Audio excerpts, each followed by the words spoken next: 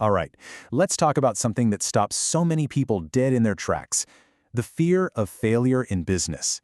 But what if I told you we've been looking at it completely wrong?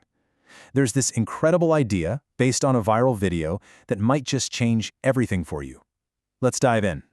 You know that feeling, right? You have this amazing idea. You're ready to pour your heart and soul into it, but there's this little voice in your head screaming, what if it all goes wrong? It feels like you're playing this super high-stakes game where one mistake, just one, and boom, game over. It's a pressure that's enough to make anyone freeze up. So, let's give this terrifying approach a name. We're going to call it the game over business. And yeah, it's pretty much exactly what it sounds like. Think of it like one of those old school, really tough video games. And this quote from Iman Gaji, it just hits the nail on the head. He says, "You die, lose all your cash and items, and every failed attempt is back to square one with less money than you had before." Ah, that's brutal, right? You make a mistake, your funding dries up, and just like that, all your progress, all your money, it's just gone. You're right back at the starting line, only a little more bruised than before.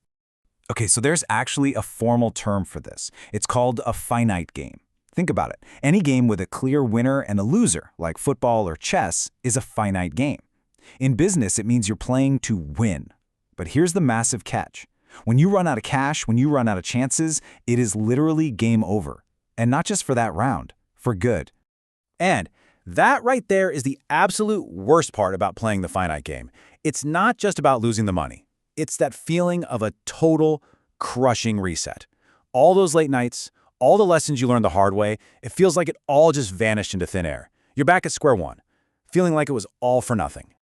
Okay, so that's the doom and gloom part. But what if that's not the only game in town? What if there's another way to play, with a totally different set of rules? Let's flip the script completely. And it all starts with this one single question. What if failure didn't mean you have to start all over again? I mean, really, think about that. What if messing up wasn't a punishment, but just a necessary step forward? This next quote really brings it all home. Imagine a different game where every time you die, you just respawn in the same place with the same items and cash. Okay, now that sounds like a game I'd want to play.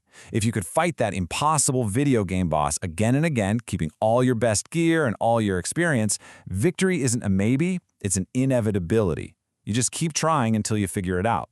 And that, my friends, is what we call the infinite game. The goal here isn't to win, because there is no finish line. The whole point of the game is just to keep playing, to survive and thrive and stay in the game as long as possible. All right, I know what you're thinking. This sounds amazing in theory, but how does it actually work in the real world? Let's get into the nitty-gritty. What are the rules, so to speak, for this infinite game?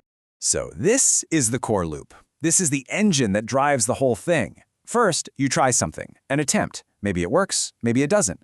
Step 2, you fail. But here's where everything changes. Instead of game over, you move to step 3. You learn. You figure out what went wrong. And then the magic happens. Step 4, you respawn. You get right back in there, only this time you're smarter. Failure is no longer an ending, it's just feedback. Look at this. It lays it all out, crystal clear. The finite game on one side, you fail, you lose everything, you go back to the start. But the infinite game, you respawn with everything you had. You just try again. The biggest difference is that in the infinite game, your real assets, your knowledge, your experience stack up. They never get deleted. So, if you want to build a business like this, an infinite game business, what do you need? Well, for one, the cost of failure has to be super low. You need to be able to try things and mess up without it bankrupting you. And you have to realize that your most valuable asset isn't your product, it's what you know. Every attempt builds on the last one. It's cumulative, which basically means you get limited tries. The goal isn't a big one-time payday. The goal is just to be able to play again tomorrow. Okay, so this is way bigger than just business, right? This is a mindset you can apply to, well, pretty much anything you want to achieve. So let's bring it home. Let's talk about you. This right here is the ultimate cheat code. Imagine starting a project knowing you have infinite lives. How much bolder would you be? How much more would you experiment? That crippling fear of failure just evaporates because you know you can always get up and go again, only this time you're smarter. So let's wrap our heads around this key idea.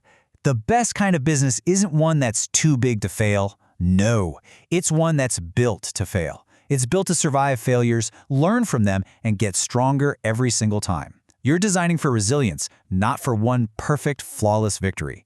Suddenly, success becomes a matter of when, not if.